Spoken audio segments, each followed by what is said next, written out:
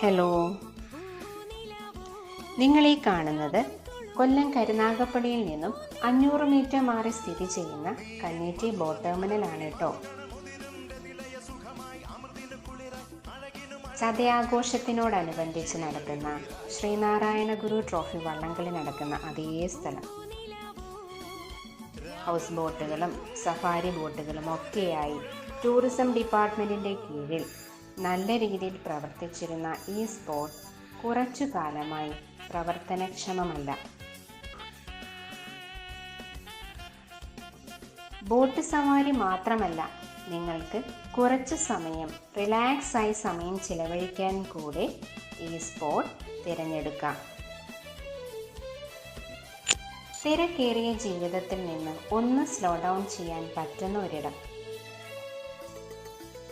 Sambranikodi, Munro തുരുത്ത്, അമൃതാനന്ദമയി മഠം, പ്രസിദ്ധമായ കാട്ടിൽ മേക്കതിൽ ക്ഷേത്രം, ഇതെല്ലാം ഇവിടുത്തെ സവാരിയുടെ ഡെസ്റ്റിനേഷൻസ് ആണ്.